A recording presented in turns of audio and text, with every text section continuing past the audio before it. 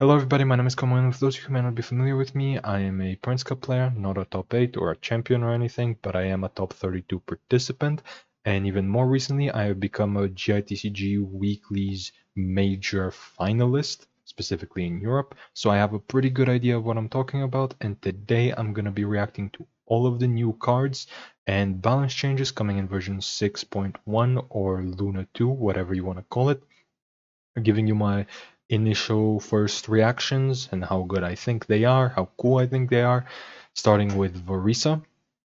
Notably a character that I did predict was going to come this patch. To be fair, I also thought she was going to come last patch, but whatever. I did see the characters, and I did also see that some things here are outdated. That you're going to see that the translations are a bit off.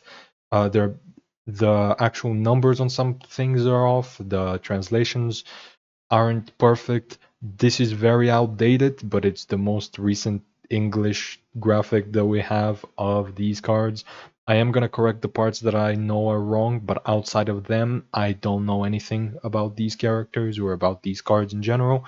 So this is still a first reaction, but I do know which characters are here and what's wrong. Anyway.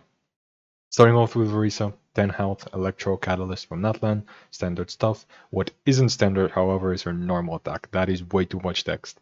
Deals 1 electro damage when the skill used is a plunging attack. Deal +1 damage, and she enters Night Soul, gains 1 Night Soul point. Okay, cool. So first, right off the bat, one of the best Albedo characters, right? It's like she's up there with the recently buffed Ayaka. If you're just talking about like raw value with Albedo, unfortunately, neither of those are from Mondstadt, so it's kind of hard to slot them in, especially because you now also really want Yan-san. It's like you have Albedo, Yan-san, and then you really want the Mondstadt character. So that is awkward, but just having a 2 damage Electro normal attack is really good because it makes Albedo summon not totally useless. Uh, Obviously, you play him for the talent, but the summon typically doesn't do much itself. It does give you a quick swap, but like, I mean the damage part, right? Like, you're not happy about just dealing 1 geo damage every round. However, if you're doing 2 geo damage and gaining a shield, that's a lot more impactful. And so having normal attacks or plunge attacks that apply an element without actually losing your damage is a big deal. And I'm guessing the Night Soul points are gonna enable you to do something else. I can already tell about that I was wrong about what Varisa actually does, because I was predicting she's gonna have a prepare skill that counts as a plunge attack. Like her skill is gonna swap her in and out, and then like it's gonna do a prepare skill that counts as a plunge attack.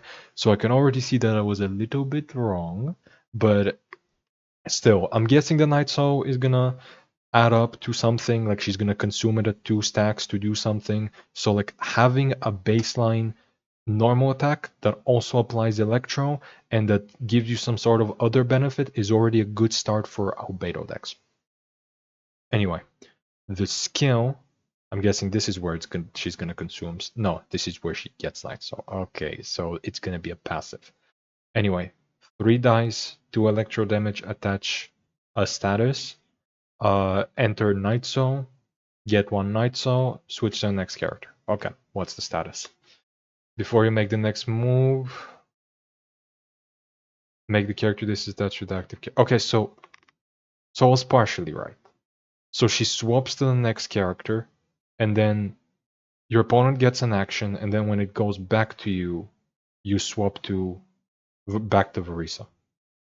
Okay. So obviously she doesn't need Albedo to function. Like that's obvious. Like she was always gonna be designed to function by herself or like with Yan-san.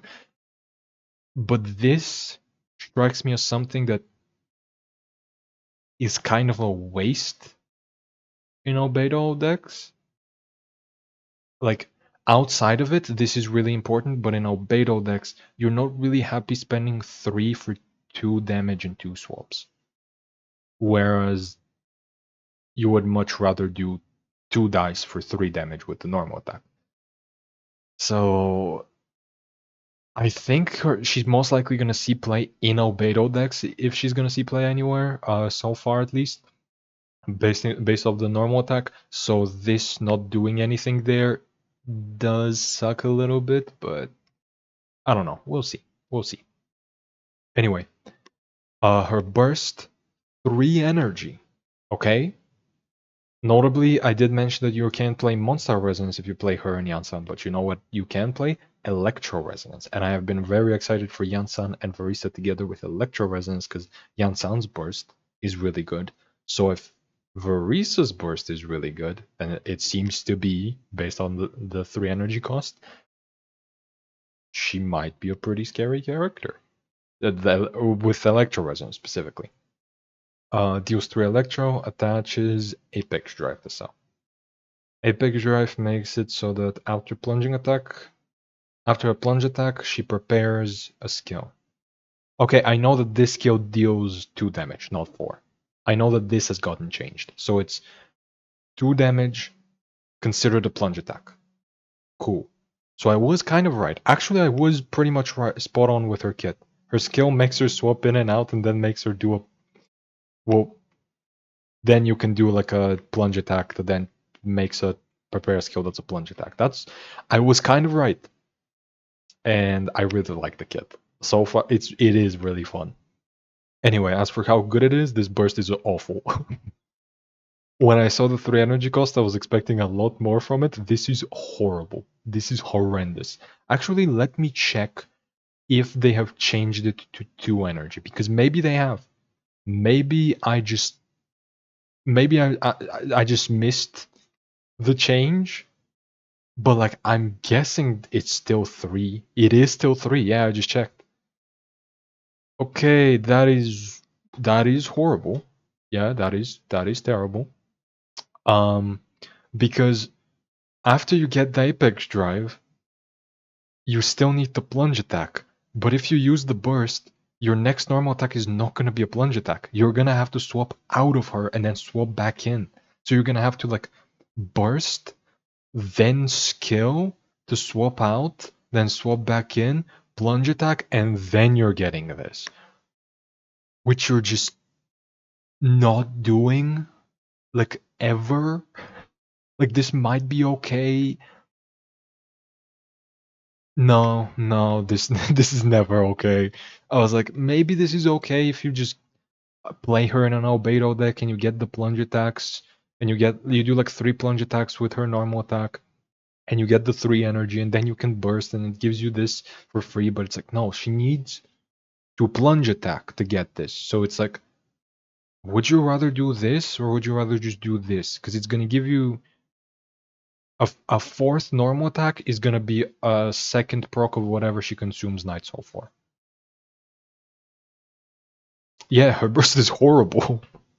This would honestly, I don't know if this would even be used at 2 energy. Like even if it did stay as 4 damage, which I don't know why they changed it to 2. I have genuinely no clue. But like even if it was 4 damage, this would be bad at 2 energy. 2 energy, 4 damage, it would still be bad. But 3 energy for 2 extra damage? No, get out of here. Absolutely horrible. Possibly one of the worst bursts in the game. Possibly the worst burst in the game. Actually, yeah, this I would classify this as probably the worst burst in the game. Anyway, passive. After Varisa plunge attacks, if she has 2 Night Soul, consume them and attach. Okay, so she had.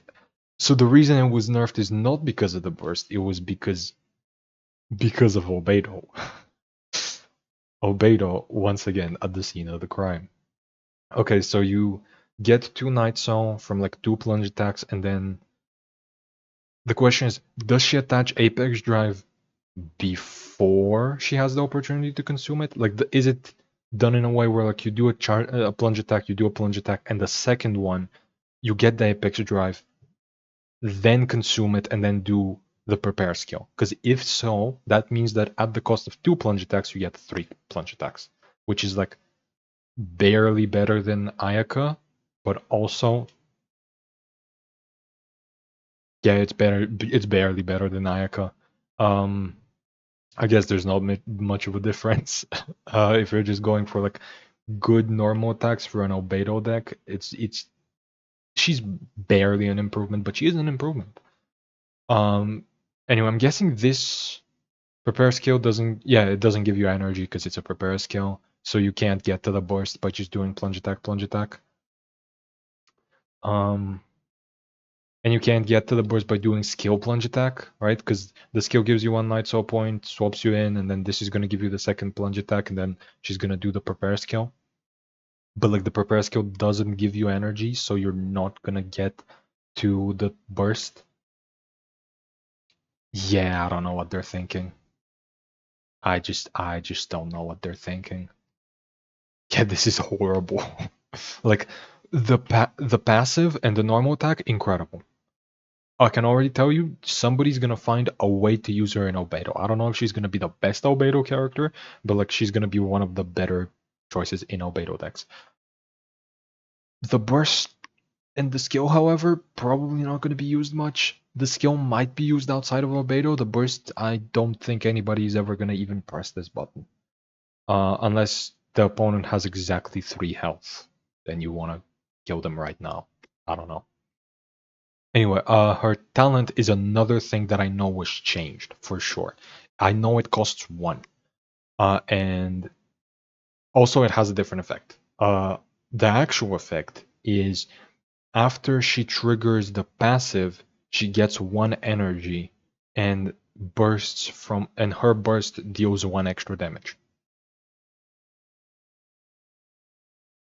And I can already see that's worse, I think. Like I think this one, after another character on your side uses a skill, she gains the thing that swaps the. Wait, no, this is the thing that swaps her in, not that swaps her out. No, but that's still fine, right? Like what you can do is, yeah, you can use this in like Albedo, and like you can like every time you use like her with Monster Resonance, every time you normal attack, it just swaps directly back into her. So you can keep spamming stuff on her if you really want to. You can make use of Minty Meat Rolls in an Albedo deck that way. Like this is promising. This has a use. The actual one, the one that gives you energy, useless because you don't want the extra point of energy. As I said already, even if you even if this costed 1 less energy and it dealt a total of 7 damage across the 2 hits, it would still probably be pretty bad. And now that it's even with the buff from the talent, even if it's not 6 damage for basically 2 energy with the talent, it's still bad. um Now notably the actual talent doesn't say once per round. So you can farm energy. Like you can make it so that you do plunge attack, and then the second one, because it triggers the passive, is going to give you the energy needed for the burst. So then you burst, plunge attack, burst, plunge attack, plunge attack. However, if you're getting that many plunge attacks without using the skill, you're playing an Albedo deck, and in Albedo decks, you do not care about the burst. So, yeah, she's a normal attack and a passive, which, granted, I do still like her normal attack and her passive quite a lot. I do love Albedo decks, but she is a normal attack and a passive. I don't know. She seems like fine. She seems okay. She's cool. I am definitely gonna play her with Albedo this patch. I am definitely gonna.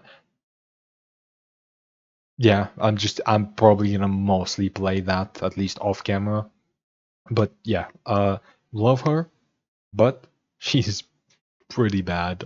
I don't see a reason for you to use her over current Albedo options because she gets rid of Monster Resonance, right? Like you're still gonna play Albedo Yansan. You have no reason to swap Yansan with Verisa. You have no reason to swap a Monster character with Verisa. So she's there. She exists. She's cool. That's about it. She's just an Albedo character and not even the best one, which is a little sad, but Whatever. Anyway, next up, Aoife, who is also 10 health. It's nice to see that they stopped just giving characters 12 HP for literally no reason. Anemo Catalyst from Nadlan. Regular normal attack, no worth discussing. Actually, he's a Catalyst, so the normal attack is kind of worth discussing. But like the Anemo Catalyst normal attack's pretty good, but that goes without saying. Anyway, his skill deals 2. I'm pretty sure they have changed this to 2, right? Have they? I think they have. I need to once again check. Because I'm pretty sure I saw something about it doing 2 damage and not just 1. No, it does 1. Okay, cool. So it's 1 damage. Enters not. Oh, but it costs 2. That's what I saw. Okay, yeah. It costs 2, deals 1, enters Night Soul with 2 Night Soul points, and attaches Kikuku to himself. Cool. What does Kikuku do? Okay, just gives you a technique. What's the technique? Consumes 1 Night Soul point and deals to the last opposing character? So like the third one? Not the next. Or like the lowest health. The last. Again, I don't know what the actual thing is, but I'm assuming this translation is correct. I'm gonna, because I can't think of what last could be. Like it may be the next, but I don't know. Assuming it is the last, assuming it always hits the third character, that's actually interesting. So paying like 2 to swirl and then swirl again, so long as the character you initially swirled wasn't the third one. That's interesting. We've never seen an effect like this before, so I'm sure this is going to find play for whatever reason. And also here your most damage character for 2 HP. So I can already tell you this is like a cookie card all the way, right? Like, not only is his swirl cheap, like I don't think we've ever had a 2-cost animal skill, right? Like literally ever. So like, and you're mostly using a lot of the animal skills out there for just swirls, right? Well, some of them give you some shields or swap out the opposing character as well, but like it's mostly for swirls. So you're looking at a character that like gets swirls for cheaper and then also has, and then gets more swirls for cheaper and has healing. So he's already the best cookie card. We just got an improvement in the form of Lanyan, and now we also get him. To be fair, Lanyan is still really good. Her skill is practically 2 costs because it also reduces the cost of the next swap you do, so it pays back for itself, and it gives you so many shields. But like, he makes your swirls a lot more comfortable, and he still gives you some defensive utility for like a lot cheap. No, it's the same cost in practice. It's not that much cheaper. It's cheaper upfront, but overall, his skill is about on the level of Lanyan for Kuki specifically. Outside of Kuki, maybe you still prefer Lanyan in like Mona Lanyan Setlali decks, like the freeze swirl kind of decks. Maybe you don't prefer Aoife. Maybe you still just go with Lanyan. No, maybe you still go Aoife. I'm actually not sure. Either way, good card. Just right off the bat. Animal Catalyst normal attack. Practically an Animal Catalyst normal attack for cheaper, and it also can heal you later. It's just really good. It can notably be played around though if it's actually the last character. So if you just stay on your third character, you're forcing the Aoife player to swap out to apply an element again and then swap back in to swirl it, which is really funny. But assuming this is next and not last, because I don't know what like this comes so out of nowhere that I'm pretty sure this is a mistranslation. I'm hoping it's not. It's a really cool effect, but like I think it's a mistranslation. So I'm just gonna assume that. I'm just gonna assume it's next, and you can't just simply troll the Aoife player. Or maybe you can. Maybe that's why it costs you. I don't know. Either way, good start. Aoife is already 10 times better than very soon is actually gonna see play. Elemental Burst. Deals 2 damage. 3 cost, 2 energy. Deals 2 damage. Kill the character that's taking the most damage. Okay, it's just like this for 2 HP. If skill triggers animal-related reactions, so just swirl. I don't know why they say animal-related reactions. It is just swirl. All of the swirls are just called different things for some reason, or they're called cryo swirl, pyro swirl, whatever. But it's just swirl.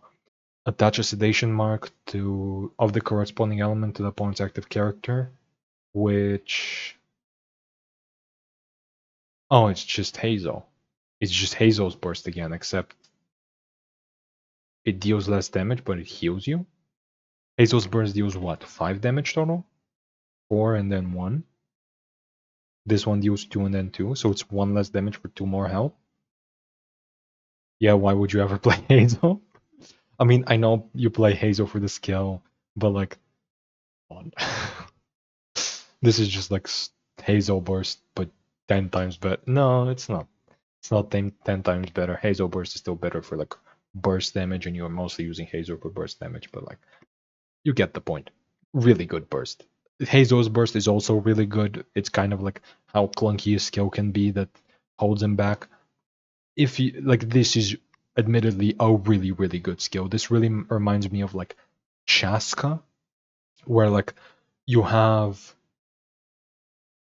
like a skill that locks you into Night Soul, and you have to use the technique before you can skill again, but then the burst is really good. It does more of what the skill does. Like Chaska draws cards on the skill and the burst, but like the burst does it at once. The skill wants you to do it bit by bit. And like you're kind of locked out of the burst unless you want to use up your techniques. So it takes a while, but once you do get it, it's just really efficient. And I really like this design. I really like when they do stuff like this with like Chaska and Citlali and stuff like that, where it's like it's kind of hard to spam skills for the sake of energy, but the burst is just basically a second skill that's really good.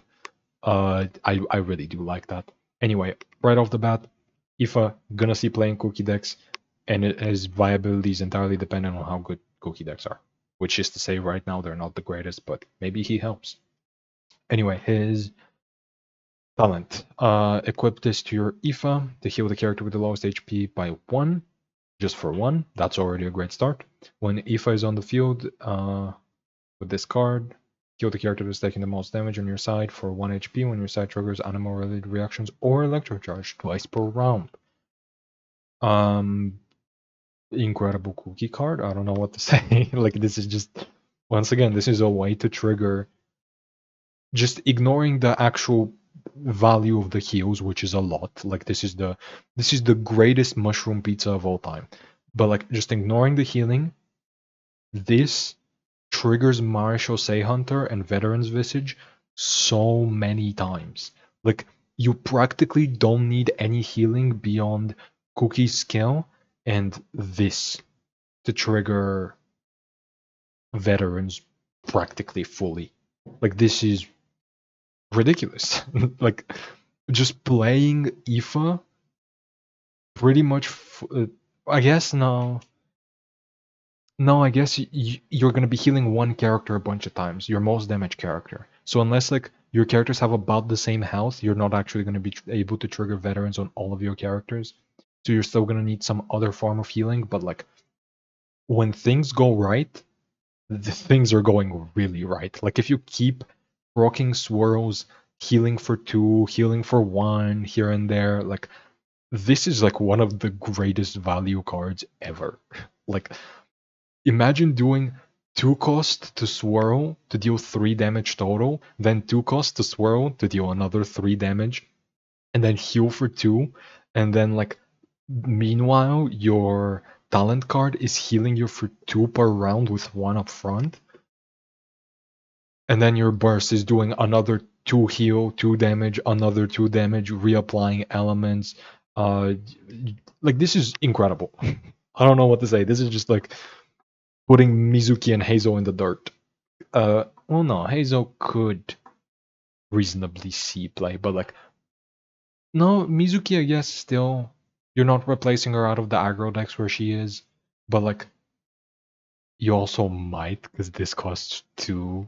Like, you really like cheap skills, but no, you're not replacing Mizuki in the aggro decks, but you're definitely replacing everybody in the Cookie decks. Like, if Lanyan had like a usable talent on this level, well, yeah, her talent is not great in Cookie, but like if she had like a usable talent, and not just usable, but like a talent this good, we could have a conversation, but like we won't.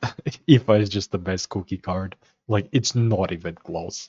And if you really want to make sure, like if you don't want to go all in on triggering swirls, being dependent on triggering swirls for your stuff, this also says Electro Charge, so you can just put in a Hydro character, like you can do Cookie Ifa Hydro Herald or something.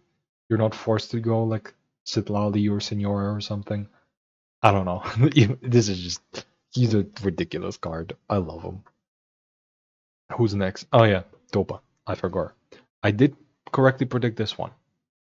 And actually, come to think of it, I predicted Varisa, Auron, Topa, I think. And like, Ifa is like as close to you as you can get to Auron without it actually being Auron. So I'm gonna take it. Anyway, 12 HP. Why? Okay, I last patch when I saw 12 HP on like Yansan and Lord, I just assumed their skills would be a bit weaker and like the HPs to compensate for that, but that just wasn't the case at all. So I'm hoping this is different. I'm hoping the HP is actually to balance off something, because the 12 HP on Yansan and Lord are absolutely unnecessary. Like they should. I still don't know why they did that. Anyway, Hydro, other weapon, monster, 1 Hydro damage on the normal attack. Fair enough. Skill. Deal 2 damage and randomly trigger the end phase effect of one of your summons. If character is 2 HP or higher, they take 1 piercing damage. Okay, that is why he has 12 HP. Okay, I can justify it here. Here, the 12 HP is justified. Because I'm guessing it's also gonna like, I was gonna say passively take damage, but no, it didn't do that in the All Battler. So I guess this is the only way it takes damage. Does it?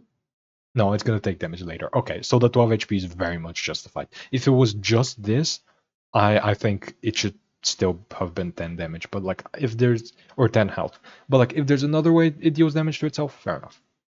Anyway, this is decent. This is just decent.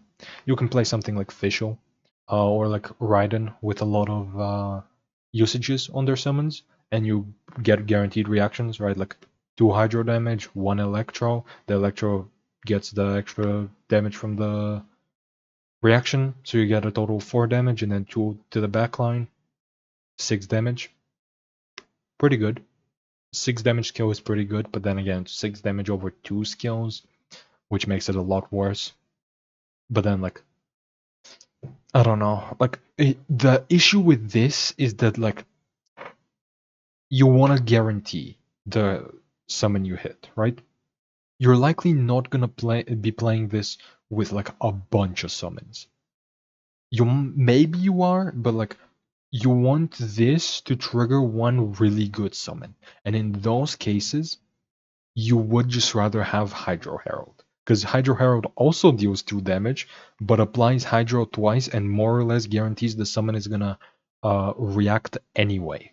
So unless the summon has like an effect you want to trigger as much as possible, um, you're much better off just like letting the summon stay there and just having a better Hydro character. Because I can't think of any summons with like great effects. Like the Chiori ones, but no. Like the effects on the Chiori ones are like you're just naturally gonna get them off anyway. Like they're not repeatable really. And the ones that are like twice around and stuff, you're gonna hit them twice around. So off to a bad start actually. So you're just taking 1 piercing damage to have a worse skill. That's cool. That's really cool. Burst, 3 energy, 3 dice, deal 4 damage, trigger the end phase effect of all your summons. Bad, right? Because like, when are you filling up enough summons to where you want to, like, first of all, you gotta get 3 energy, which you're not doing. You're not doing it with this skill. But let's assume you were. If you were spamming skill, that probably means you didn't have the time to set up a bunch of summons. And in decks that set up a bunch of summons, you don't need this burst. Something like Zhongli Chiori does not need this burst. Because the summons are just gonna go off anyway. You would rather spend your dice, instead of on this skill and this burst, you would rather spend it on like a Chiori burst just to deal like 5 damage, or like a Zhongli skill just to get some shields, right? Like, you would rather refresh your summons when they're over rather than just doing them right now. And also, like, with a 2-round duration, chances are what's gonna happen is like, you're gonna set up all your summons 1 round, and then you're gonna run out of dice, and then the next round you're gonna use this burst, and then you have no summons. So you're gonna have to reapply them somehow. You're gonna have to find a way to use this and then reapply the summons, because they're most likely gonna run out. And if they're gonna run out on the same round that you use this burst, you could have just let them trigger anyway on the end phase. So this is bad. You would just rather use a different character in decks that have so many summons, like with Oceanid or with Genki. You'd rather just have a different character.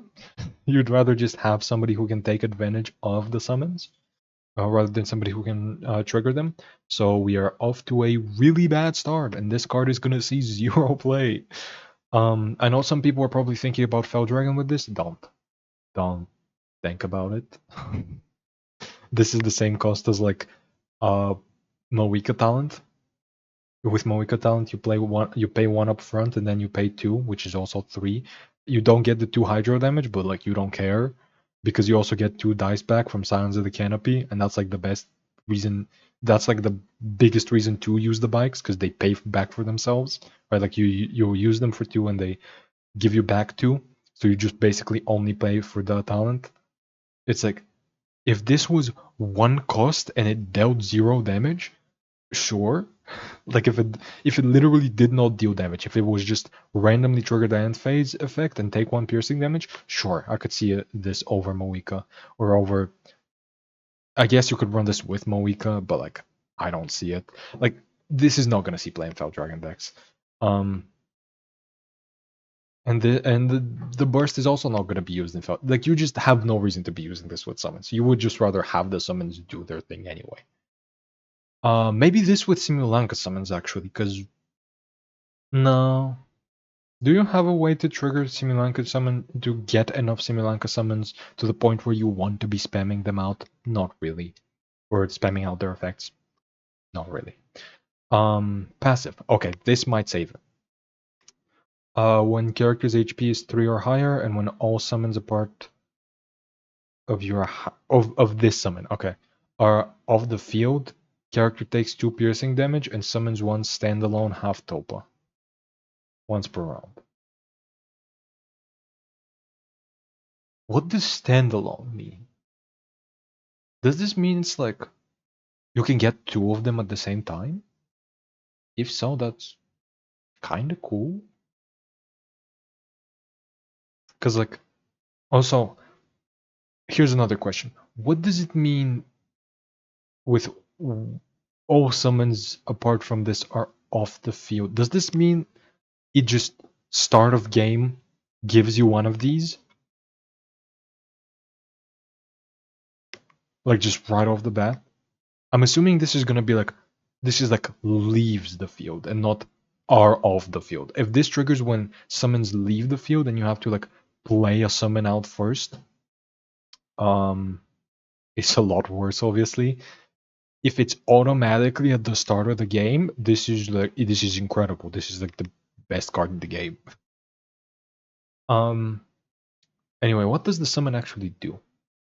End phase, deal 1 Hydro. When this card is discarded, heal all your characters for Hydro Topa to each. Heal all your Hydro Topaz 2 HP. Is that what you mean? Because if that's what it means, then sure. Actually, wait a second. Why would it be all Hydro Topaz? Huh? PvE. It's gonna be PvE. There's gonna be a fight where there's like 3 Hydro Topaz. Okay. Yeah, that's...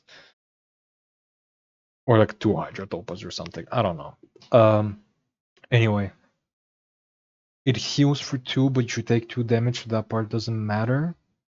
Honestly, I don't care if Topa dies, so long as I just get the summons out, so I don't care about the healing.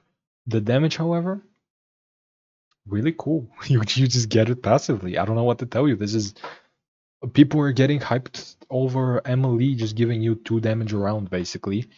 Or like, I guess if it triggers burn again, it's a little more than 2 damage. It can be like 4 damage around, but like, people were getting hyped over 4 damage around for with like when you're doing like specific reactions and you have to like build your deck in a specific way.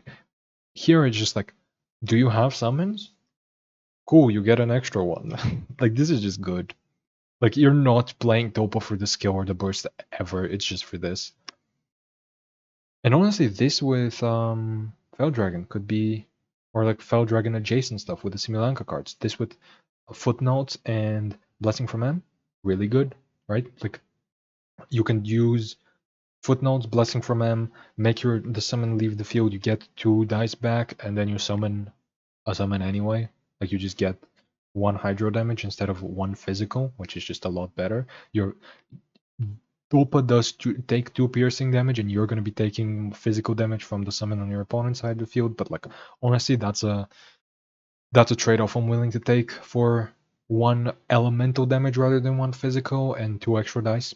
Aggro decks can definitely use that combo. Like, I've even last patch I mentioned how that combo is going to be really powerful in aggro decks that can utilize the like have vague synergy with summons anyway, or like have freeze to justify putting Footnotes without the blessing from M.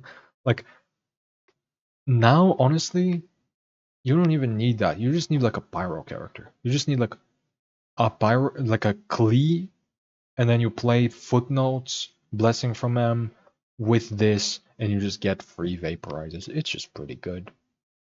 Again, this is just really good passive. The skills in the burst make sense why they're so bad now. It makes sense because this more than makes up for it. Anyway, the talent card.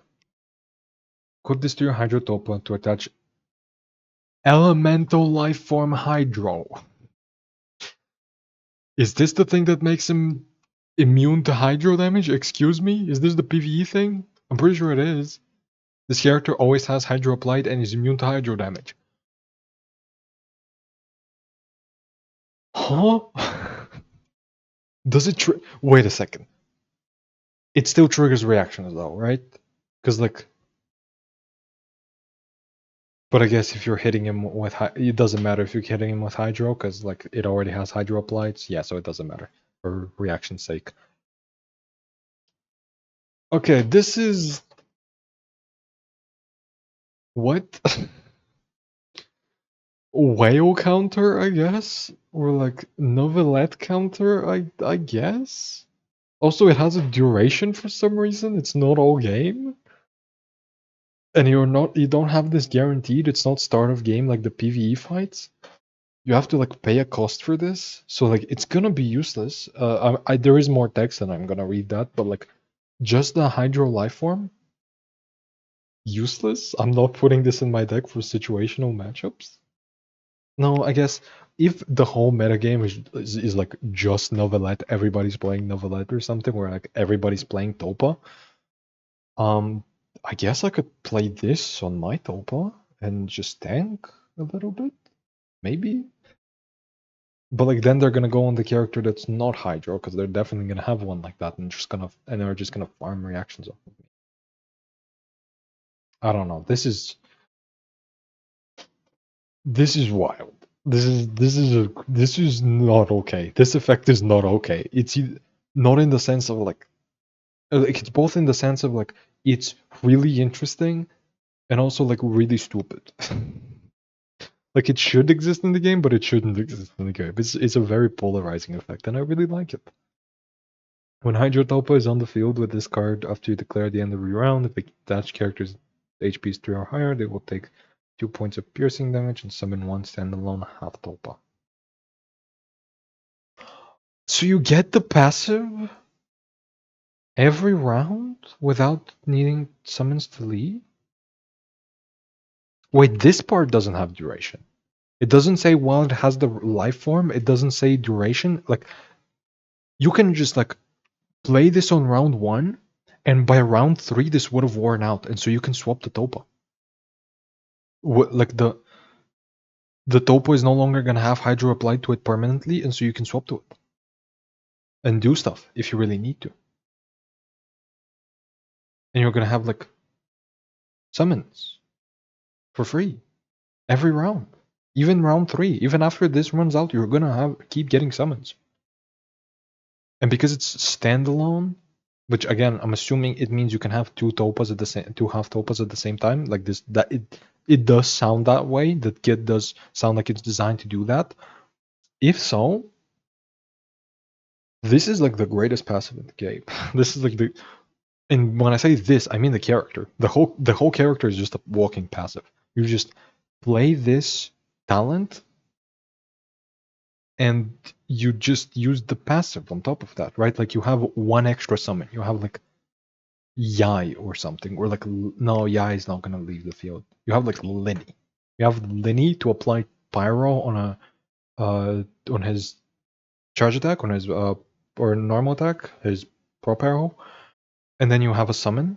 So what's gonna happen is like he deals Pyro, and then like the Topa from this, because it's after you declare the round, right? It's at the declaration. So it's before the actual round, end of round. So the summon that you're getting from this is gonna immediately hit. So like with this, Lenny's gonna apply Pyro. This is gonna the summon from this is gonna vaporize that Pyro. Then Lenny's summon is gonna go off. Or I guess no, Lenny's summon would go first. So I guess if they swap off, you can get double Pyro. But either way, like Lenny's summon goes off, this vaporizes, and then because Lenny's summon leaves the field, this is gonna trigger, the passive is gonna trigger to give you an extra Halftopa. And like the whole time, you can have Veteran's Visage on the Hydrotopa to just farm dice and cards off field.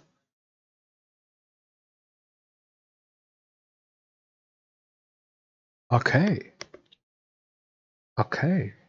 Finally a card that has more than one use. Kind of. No, it does just have one use. It does just have you're just playing this with Lenny. You're just playing like the passive plus the talent with Lenny. That's about it. Or I guess like maybe not Lenny. Who else is there? Sarah, I guess if you want the Electro. Cryo, no. No, it's Lenny. Yeah, you're just playing this with Lenny. Okay, obviously this is the best card overall out of the three, just because it's a passive, and passive characters are always like better than everything else. Like you would, if you can construct a deck that's just like one character that you want to stay on and like two passives, you're always gonna do that. It's like you can dump everything onto that one character. You can justify giving them a weapon and like a Tenacity the Millith or something like that. You can use the Arcane that lets you not makes it so that your opponent can't swap you off, or like you use their Remembrance to like make sure that that character takes the least amount of HP possible. You get to go really invest really hard into that one character, make them really powerful, and meanwhile you're still making use out of your other two characters. So like a passive is always going to be better than an active character because you don't have to swap into them. You're getting value even if you do swap into them. Like you don't have to swap into them, but like you still probably don't feel bad about swapping into them. Like you're not gonna feel bad about having to use Topa skill or Topa burst. A Topa burst, by the way, now makes a lot more sense if you're gonna have a lot of Halftopas. It's just a bunch of hydro damage for free, basically. Yeah, like this is an incredible card. However, it's not gonna see much play right now. I can guarantee you the character that's going to see by far the most play is going to be Ifa. Because he actually has a deck he goes in right now. Topa is like, maybe if somebody figures out a very specific interaction in like an aggro deck with a very specific character, like maybe you do the Linny thing, and you do like footnotes and Blessing from M anyway. Like you just, I don't know. Like somebody needs to figure out like a very specific deck for this, but it's definitely going to be some sort of aggro deck where you're just using the Hydro for like reactions with Electro or Pyro. But yeah, really good card. But Ifa is more likely to see play right now because Cookie is pretty good. Or the Cookie type decks are pretty good. Anyway, action card time. Starting off with a 2-cost weapon once again. I really like 2-cost weapons. Oh, this is just like Aqua Simulacra. This is just like the ball. Okay, so this is gonna see 0 play, right? No, maybe with Kokomi. No, you would rather the Bell, right? It's like the Wanderer weapon, because it gives you a cost reduction. Like it basically costs 1 if you're able to trigger the charge attack discount twice in 1 round. It basically costs 1 for 1 extra damage, or 2 extra damage because you triggered 2 charge attacks. So it's like 1 costs 2 damage. This can be more damage, but like you have to make sure you keep your health high, which is a lot more rare than a lot of people think. So this is just bad. Again, like this runs into the problem of like stall decks would rather something with like that gives them back dice, because like they'd rather take more actions than have the actions be individually stronger. Like a 1 weapon makes, like any weapon that gives you 1 damage on everything is enough value for a stall deck. So at that point, they would just rather have more actions. Like they'd rather have like Tenacity of the Millilith or Veterans that gives them dice, and like a sacrificial weapon or like the Bell or stuff like that, rather than this plus. Actually, I can't think of an artifact that gives you value that isn't dice that you would run install. Actually, I guess like you would rather run the Millilith over the 2-cost version. That's like a really good example. Like you would rather have dice to have more actions than you would rather have your actions be stronger. So this card is just bad. For the same reason as the ball. You might look at the characters, the Catalyst characters, and you might be like, wow, a lot of these go install, so it might make sense there. No. Just no. Pale Dragon's Monocle. After the character to which this is attached, use an elemental skill. Adventure 1. Is this like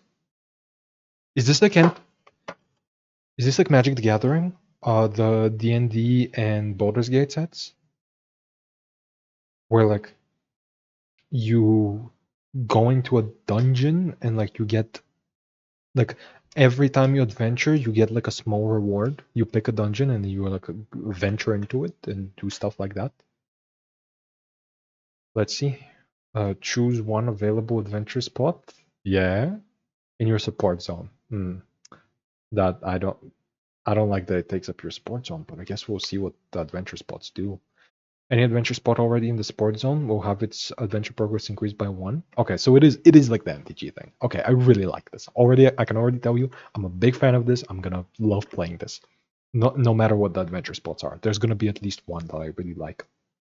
But for 1 cost, being able to trigger it every round, actually really good. It's actually like, as long as it's worth adventuring, as long as the adventure spots are like justify the cost, this is a really good way to trigger them. I don't know. But then again, if there's another infinite way to trigger them, like if there's like a location or like a companion or something like that can trigger adventuring, or if there's like a character that we get eventually that can adventure, You would rather do that with something like Veterans or like Tenacity of the Millilith instead of this artifact. Whatever. No, I'm just. It's still. I guess we'll see what adventuring is like. Okay, this is another card I know has been changed. This is another card. This has been changed to 3 unaligned and +1 damage 3 times. And as I can now see that it also gives energy when played. So my question would be, why has it gotten changed to 3 and +3?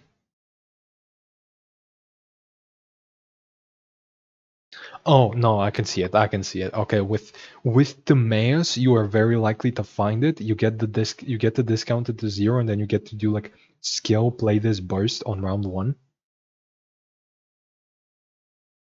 Okay, that's fair enough. I get why they would bump up the cost to 3. But like, I guess this gives you a justification to run like Golden House with Gilded. So, good start. This is gonna see any play whatsoever. No, right? No, I guess in like Bennett decks, like Bennett Yansan magic type decks, like Bennett Cube Ajdaha, you're definitely running this there. Like you're running, because you're already running Gilded plus Timaeus there. Like you're gonna be running Gilded, this Golden House, and then like your other artifact is like maybe like 1 Gambler's 1 Heart or something. There's so many good artifacts for that deck. I don't know. Either way, like you're running this with Bennett probably. With like Bennett Cube. Anybody else? No, right? No. You're not doing this in Crab. Who else runs Magic? Novelette might? I think Novelette does. Yeah. Yeah, Novelette has recently seen play with Yansan in like Magic type decks. And like you can run this for Yansan, maybe? In that deck? And Novelette himself probably won't mind much. No, Novelette doesn't really want this. I don't know. Eventually, like, there's definitely gonna be a case of like a character that wants magic and that wants like Gilded Dreams plus this. Maybe like a Yelan. Nah, not Yelan. With Yelan, you would rather just like normal attack, skill, normal attack. I don't know. I genuinely don't know who's gonna use this outside of like Bennett. Like it's Bennett or it's Bennett or Yansan, and that's about it. Which is a bit sad. Anyway, more adventure cards. Let's go. 2 cost and phase adventure 1 usages 3. I don't like that it has usages 3. I wish this was just once per round. I really wish this was infinite, so I would not have to run this and I could instead run good artifacts, because good artifacts are better than good locations. Like, no, actually, good artifacts are better than good locations, but good support, but like good companions are better than good artifacts, right? Like, I would rather run like Chef Mao, right? Like, I could run like Chef Mao and Judong plus this. So like maybe I don't care about this as much actually. But like 2 costs to adventure 3 times compared to like 1 cost to adventure 3 times. I don't know. I don't know about that one. I guess I'll have to see the rest of the package. Sport card location. Adventure spot. Okay. You cannot add adventure spot to your deck. I was guessing. I was assuming that. Okay, cool. When adventure progress reaches 2, generate 2 cards, Chenyu Brew, and add them to your hand. I don't know what the fuck that is. I'm guessing some sort of food. Have we gotten a card called Chenyu Brew before? I don't know. This is probably new. I guess I'll see. When adventures progress reaches 4, your sign gains 3 stacks of efficient switch and agile switch.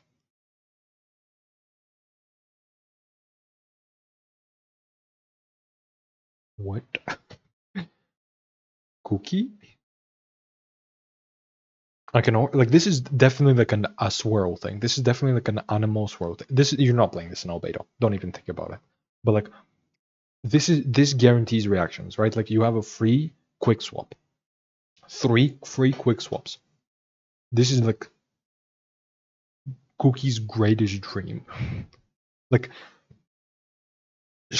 honestly, you just play Bell Dragon's Monocle on IFA and the Adventurers Guild or something, and then like you get the 4 stacks and you don't even care about the 7th one, which I guess I'll read in a second, but like just getting whatever food that is, running it with honestly don't even run Adventurers Guild.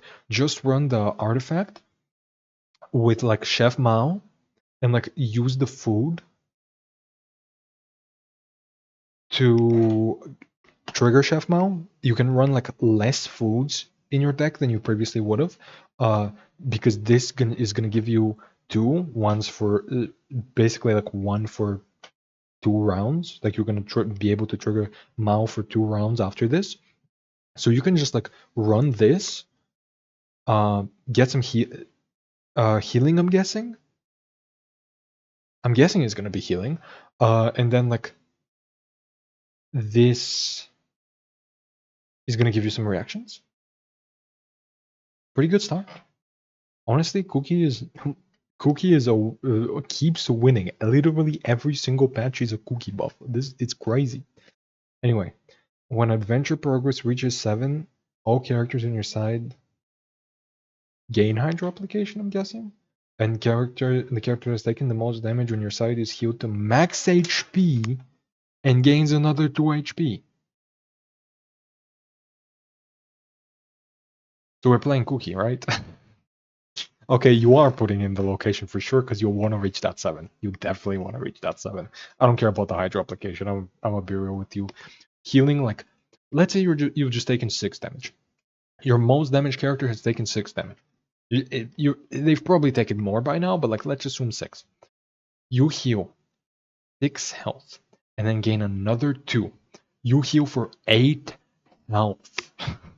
You get 2 foods, 3 cost reduction, 3 quick swaps, 8 health.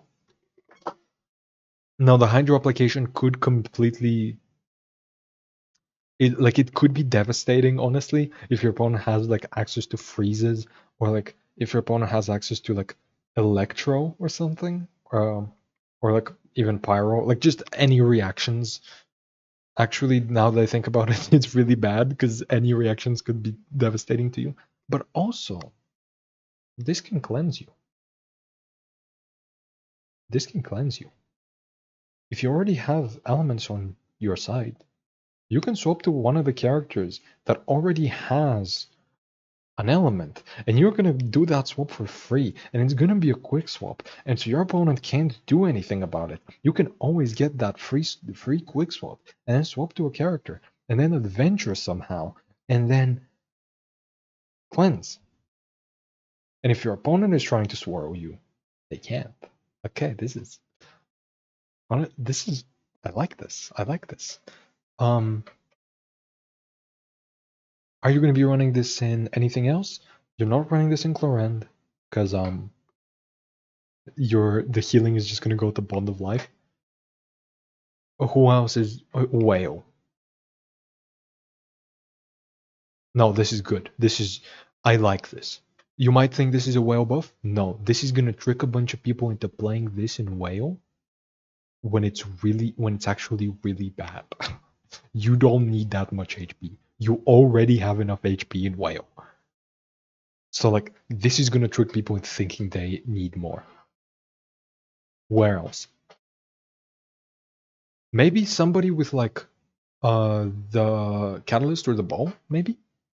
Because you get extra 2 max HP, you get the 1 max HP from here. Maybe if the character already has 12 HP, that can bring you up to like 15. somebody like Diona with Aqua Simulacra, or with the Catalyst, I guess you can do like Kokomi. Siege Wind exists, so you can do like... Wait. Siege Wind with the Bond of Life weapon, Flowing Purity or whatever it's called? Yeah, it's Flowing Purity. And then like, to get a bunch of extra max HP, you 3 to be exact. And this heals you for like so much.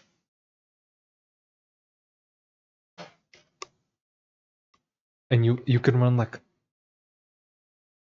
Yeah, you can run like Flowing Purity, Kokomi, and who else? Charlotte, I guess? Or like you can do Novelette Charlotte. Either way, this is really cool. I don't think it's ever gonna see play with just these two, but like it's really cool. Oh, more adventuring, cool.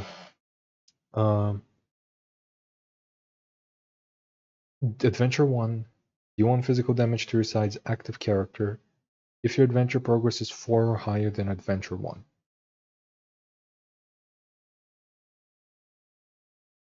Does it always hit you, or does it only hit you when your adventure progress is 4 or higher than Adventure 1? Is it bad tada, or is it really good tada? Because like, adventuring twice? Wait, no, it's only gonna adventure once before that you've reached the second checkpoint. If you've reached the second checkpoint, then this is only good to reach the final one. But I guess if you're taking health, you don't care about taking damage if you're gonna heal yourself to full. So I guess this is fine. Yeah, this is like okay. Wait a second, I just realized something. I was just doing the math in my head. Like, you do 1 proc from the artifact, 1 proc from the location every round, right? So you do like 2, 2, 2. That's 6. You play this, you're gonna go up to 8 on round 3. However, this only goes up to 7. So does that mean, and it does not say that it discards itself when you reach 7. So if it doesn't discard itself, does that mean that you choose another one? Or does it just, or can you just not spawn anymore? Does it go back to 0 as well? Because it doesn't say that it resets back to 0. It doesn't say that it discards or resets back to 0. It just like reaches 2, 4, 7.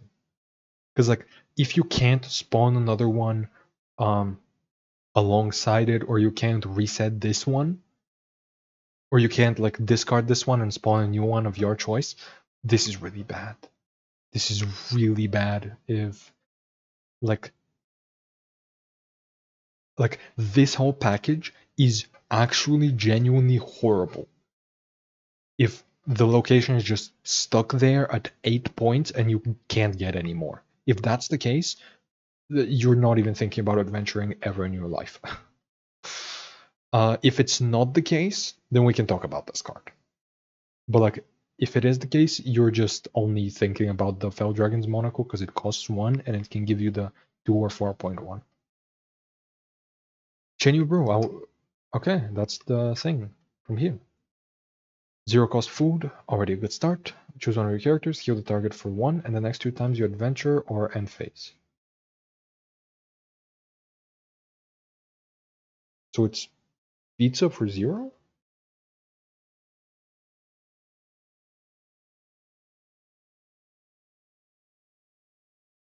What? Are they buffing pizza? This is pizza for 0. This is...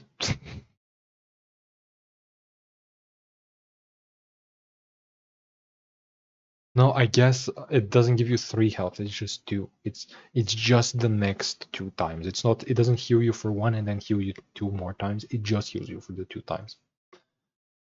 Yeah, this is better pizza.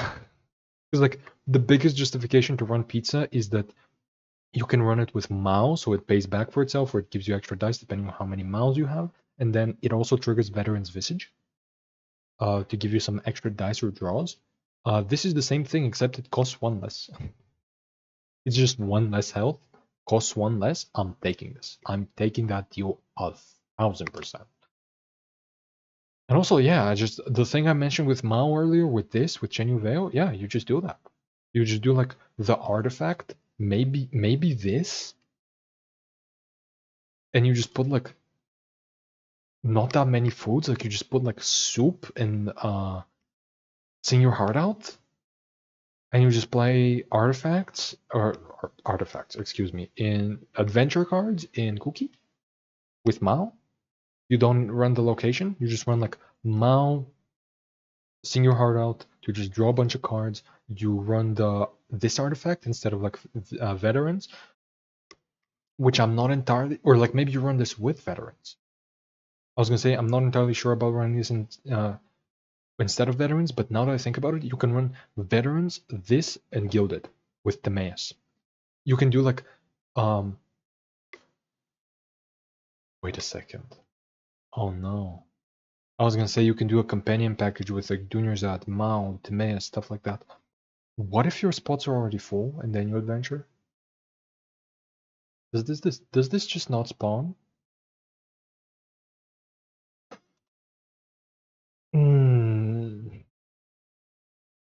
Okay, the adventure package gets worse and worse. And also, here's another thing I have to ask. Why does it say choose one spot? There's only one spot. This is the last card. There's only one spot. So like, I'm guessing they're gonna release a new spot next patch and then the patch afterwards. I guess it makes sense, but like, I'm gonna be honest with you, this game's already dry on content. Like, this patch I was not able to get 6 weeks worth of content. I could have gotten an extra week. I did admittedly skip a lot more than I could have, or a lot more than I should have. But like, this patch is looking even drier because these 1, 2, 3, because like these 1, 2, 3, 4, 5 cards are basically just for the adventure package. They're basically one card. These 5 cards make one new deck or like one new package, and this package is probably gonna excuse me. It's gonna go in like 2 to 3 decks at most, maybe 4. Varisa goes into like 1, maybe 2 decks. Dopa goes into like 1, maybe 2 decks. Ifa goes into like 1, maybe 2 decks. The adventure package goes into like 2, maybe 3 decks. Noblesse goes into like 2, maybe 3 decks. And the weapon goes into like nothing. Unless you, like, I guess you can do it once for fun, but like it goes into like nothing. So what is that? Like, at most like 15 new decks? That's like a video every. I can make like a video every 3 days? Oh. Oh no. Like starting from the first day of the patch, I can't even do weekly daily uploads for the first week. I'm gonna have to do them every 3 days or so. Oh no. Wait, that's terrible. And maybe there's some balance changes. No, never mind. There's no balance changes. Well, there is, but like there's nothing. What are they? When this card is played or you discard from your hand. Okay, so it doesn't count from deck. Same thing here. And it loses the damage on declaration. Okay, so this changes nothing about the summon thing. Changes nothing about whale in like the cryo decks, because like you're not missing out on that much from losing the damage a little bit. Like you still have so much health, so much damage reduction. Like your issue is oftentimes getting to that point. After you get to the burst in a cryo whale deck, you don't care, and then like And the Cryo Whale decks don't care about the change to discard, to having to discard from hand. The Lord Whale decks do, but like that's about it. That's all that changed. It's just these are nerfs to Lord and not the Whale. Whale is still going to see play, as much play as it did before Lord came out. It's going to see that in Cryo, right? You're going to go back to Lila or like Ganyu and stuff like that. So this changes nothing, because I already didn't think that Lord Whale was all that good. Like people haven't been playing enough of like the other decks.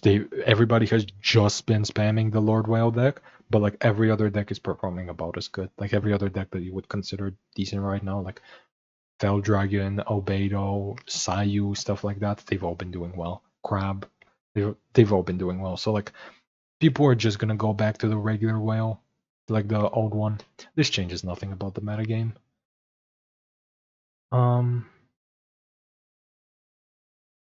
Well, so what now? Like, what do I do next patch? You guys know that I was already talking about how I would have to like, how I'm probably gonna have like about 4 weeks worth of content. So the first 2 could be daily uploads, and then I'm gonna have to break them up a bit. It's gotten to the point where I can at most get about like an upload every 3 days out of the new cards. And I have to like stretch some of them. Like I have to like basically play Aoife in Cookie and then in a double animal swirl deck. And in both of them he's just gonna be a swirl. He's just there to swirl. It's nothing new, right? It's like before in other patches, I've kinda had to stretch the definition of new deck for these characters. Like in the case of like Chaska, when she first came out, I did like so many different discard decks, but they play very similarly. They're just kind of like different characters. Here, that's gonna be like the second or third deck for each character. Like, don't get me wrong, this is a really fun patch, and I can't wait to play it. But like, for videos, this is bad. Like, the videos I make are not the type that you would wait 3 days for. And I know nobody's waiting for my videos, right? Like, when I upload it daily, I'm guessing most people were just like watching YouTube and we're just like, oh, hey, this guy uploaded. Like, you just see me on the homepage and you're like, oh, this guy uploaded. Let me click on that. Like, or like, if you did watch me every day around the same time when I uploaded by like the notification, it was kind of like just because of the routine, just because it's daily, it wasn't really high quality content. And even if I do put some more effort into it, let's say I play more games per deck, I get more high quality games, and I do a little bit more editing, it's still not something worth still not something for like every 3 days. It's still just like it's not. I wouldn't feel proud making just like regular TCG gameplay every 3 days, you know? And also like if I were to like I wanted to do challenge videos and stuff like that, but I haven't found anybody who I want to do them with, because Tacti has kind of like quit GITCG, right?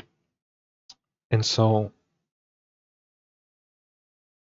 even if I were to find challenge videos, like maybe those I could upload every couple of days or like every week or something. Like maybe those could be justifiable, but like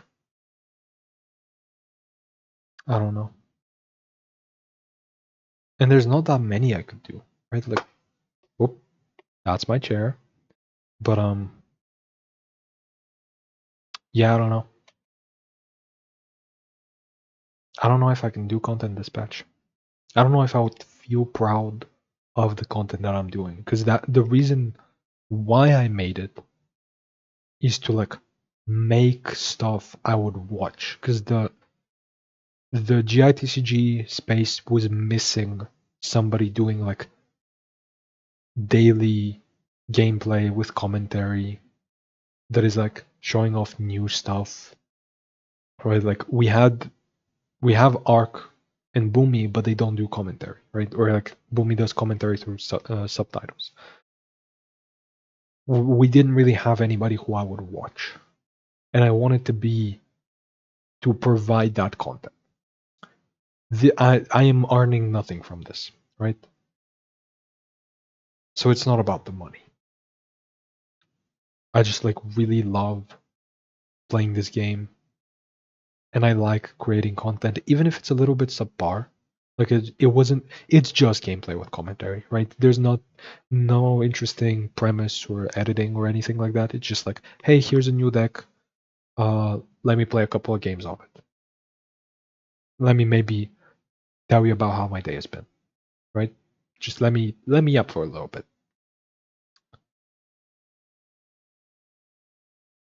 But like, that's not something I would feel proud of doing every 3 days or every week. Every 2 days, maybe. Every day, sure. I could excuse. I already felt like my content was like a little bit basic, right? It was just like here's a couple of games, right? I just like did an intro, did a couple of games, cut them up. That's it. Just ship it. My thumbnails look relatively generic as well, or at least most of them. Some of them don't. Some of them are special, and I like doing those when I can. But like, this is it's the content is pretty simple, right? It's nothing special. And so I already felt like I could do more. And like maybe uploading every 2 days could give me an excuse to do more. But I can't even do that much. There's not even that much content out of the decks in this patch. I can't do a new deck every 2 days. I can't do, or like, even if I were to play old cards, I would run out of deck ideas so quickly. Like, this patch is genuinely like incredibly dry. Well, no, the patch itself is really cool. I myself am looking forward to playing Varisa and Albedo decks. I'm looking forward to playing Ifa with the adventure cards and Cookie. I'm looking forward to playing Topa. Or even like Topa with Ifa, with Cookie, with the adventure cards. All of that sounds really interesting. Like, put together. I really want to play with those cards, and I'm gonna play with those cards, and I'm gonna have fun. But I just can't deliver the same type of content. And you might have seen this with like Arc recently, where like over the past week he's just been uploading a bunch of decks from like with 0 new cards, for like literally just decks from like older decks, and it's like some of them, or I think all of them, he has showcased previously. Like he's definitely done a Kolei Quicken deck before. He's definitely done like Lila Cloran deck before. It's just like he's coming back to them now after a couple of patches. And it's like, that's cool, that's fine. But like, you know that this patch he's gonna have to do a hell of a lot more of that. Like he's gonna have to fill like half the patch with old decks. And how soon is it gonna be that like it's probably next patch or the patch after that it gets to the point where you're just playing the same deck, a couple of the same decks every single patch. Like you're just playing the same like you just have to play the same Cloren deck every patch to fill in the gaps. You know, a lot of decks are just, you're just going to be playing the same thing. Yeah, it's a month apart or so, or like 2 months in some cases, but like, I don't know. It's just not interesting. It's just, this is not something this is not what I want to do. I want, so this might unironically be my last GITCG video. Or like, I don't know. Maybe I can do like one every once in a while, but like once in a while means like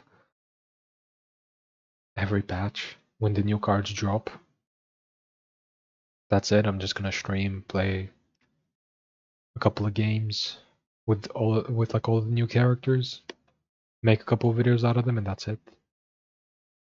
Cause like that's all there is to this patch, really. I can't really make more GITCG content. Not the type I would want to make. Not the type I feel proud of making. So I think this might just be it for GITCG. Like I love this game. I love streaming. I love making content. But like I just can't make the type of content that I've currently been making. So sparsely. I can't make one video every 2 or 3 days. It's just like a bunch of repeats, no new decks, nothing. The only unique thing is me talking about my day, I guess, but like, or like me yapping. But like I can deliver that when playing other games, right? This game itself, I think, kind of dies on this channel today. I don't know if I want to even edit this, or I'm definitely not uploading it today.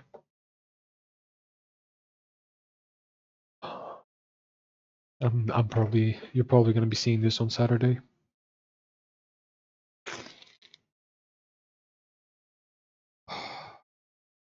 My power went. I just complained about how little content there is. Then I wanted to react to the new cards. My power went out. Then I was busy the next day, so I'm recording really late. I don't really have time to like edit this together, really, or like I do have time, but like I don't have the energy. Not after seeing this.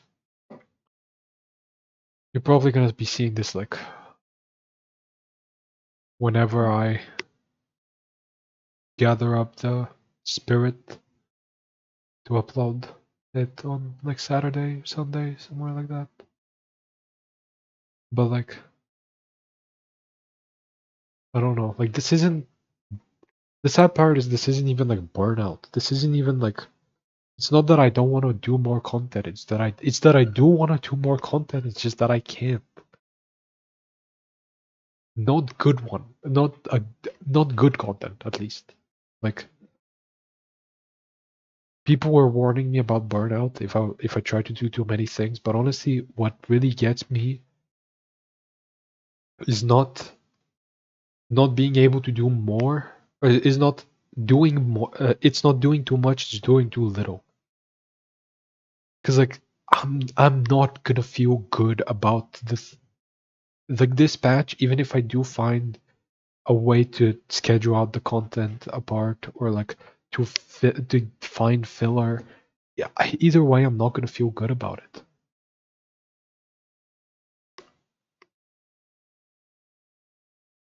Like I think,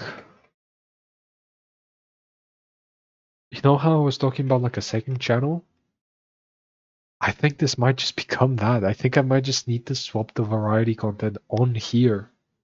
Because like this channel is gonna, the GITCG videos, they're gone. If I do them, it's maybe like I do once a week. I do one every week, and then I focus on like a second channel that's variety. I think this is it. There's genuinely nothing in this patch. Like no, there is a lot. There's a bunch of cards that I really like. Like the adventure package is really fun. Dopa you can do a lot of stuff with, even if it's repetitive, even if it's just like the day I'm triggering this summon, the next day I'm triggering that one. Aoife, sure. He's cool. I want to play with him, but there's not much new or special you can do with him. Same with like Varisa, there's not much new or special you could do with her. They're cool cards. I like all of them. Even the action cards. The only one I really don't care about is like the weapon.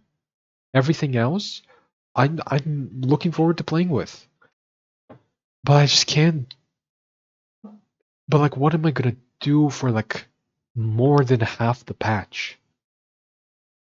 Like 2/3 of the patch, I'm just gonna be doing nothing, and 1/3 of it, I'm just gonna be playing like doing regular gameplay. I don't know. I don't know. I guess I'll figure out what I want to do. I'll figure out the solution. I'll have to pick because I do love making content. I do love streaming. I do love all of this. I do love making something on the channel. But I just don't know if it can be this.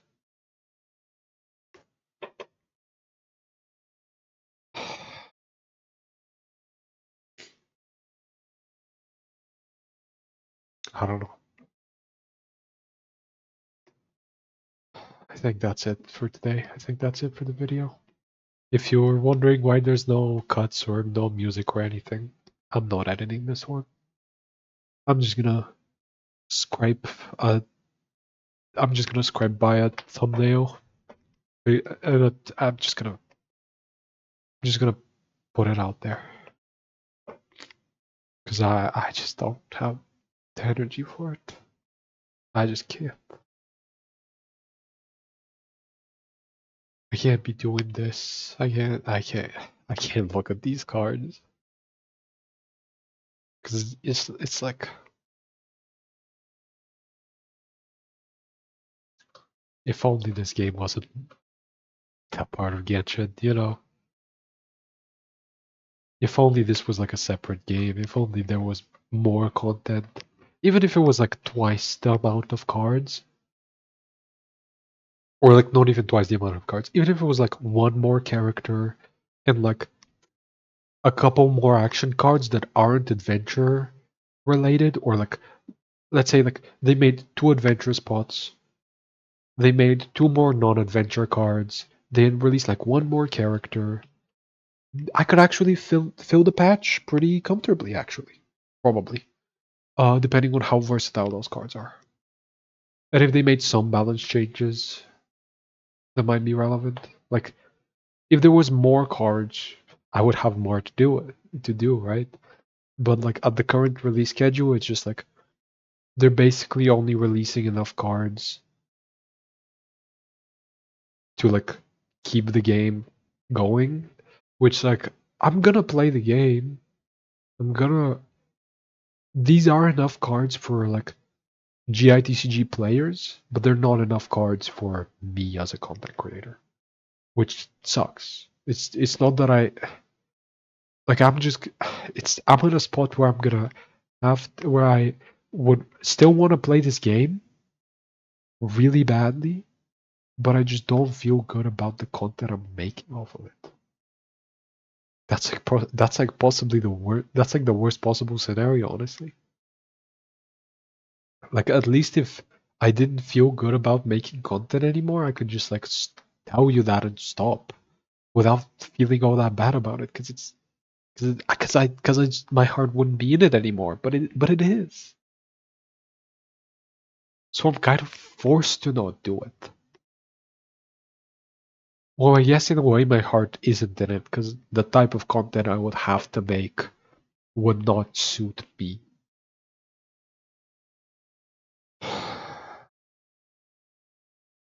I don't know. It's been 90 minutes. I've probably talked about this for like 10 to 20 minutes already, or like even a half an hour about stopping, so I should probably do it already. If this is my last GITCG video and you are here for GITCG, only for GITCG and not for me, sorry. I'm sorry. Goodbye.